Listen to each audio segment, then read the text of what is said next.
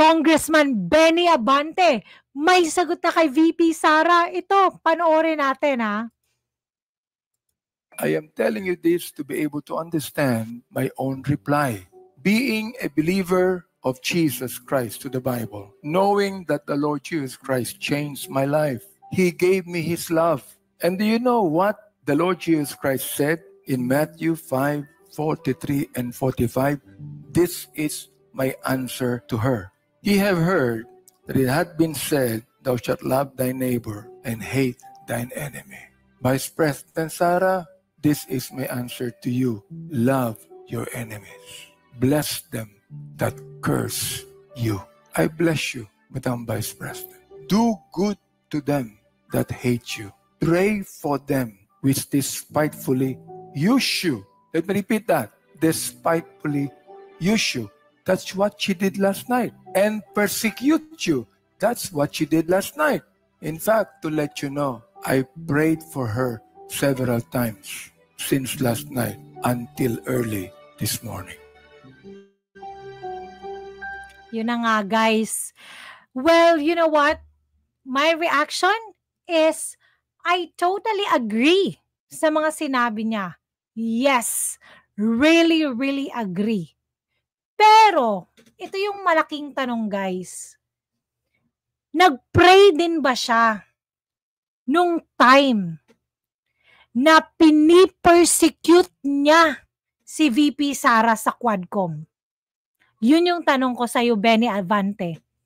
Did you pray, no, na makikinig ka kay Tamba, na magpapabayad ka kay Tamba sa mga ginawa nyo sa kanya nung time na yon? Yung ginigipit nyo siya, yung binabastos nyo siya. Wala nga kayong respeto eh. Vice President na Vice President para lang kung sino kung tratuhin nyo sa Quadcom. 'Di ba? Pinag-pray mo din ba yon gabi hanggang umaga? Yun yung tanong ko kasi I'm also a born-again Christian, Benny Abante. Pero on what you did, okay lang sana, no?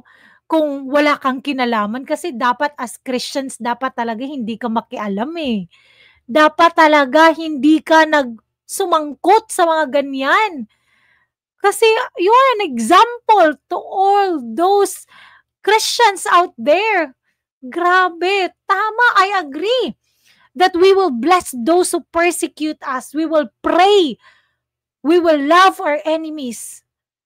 Pero yung tanong, ginawa mo ba yun nung time na ginigipit nyo si VP Sara? Binababoy nyo yung office of the Vice President. Kasi yung kinagalit talaga ni VP Sara is hindi lang sa kanya, kundi sa staff ng Office of the Vice President ay ginipit nila. Grabe yung mga ginawa nila. Kaya talaga hindi na nakapagpigil si VP Sara. 'Di ba? Yun lang talaga yung tanong ko sa iyo, Benny Abante. I totally agree with what you said. Pero yung tanong, nagawa mo ba yun? No? Nung ikaw yung nang persecute sa kanya. Ngayon, parang galing-galing mo kasi ikaw yung pinipersecute.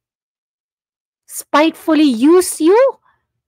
Bakit? Ginamit ka ba ni VP Sara? No. Ikaw nga eh. O, 'di ba? Ano nang nangyayari ngayon? Nako guys, anong masasabi nyo?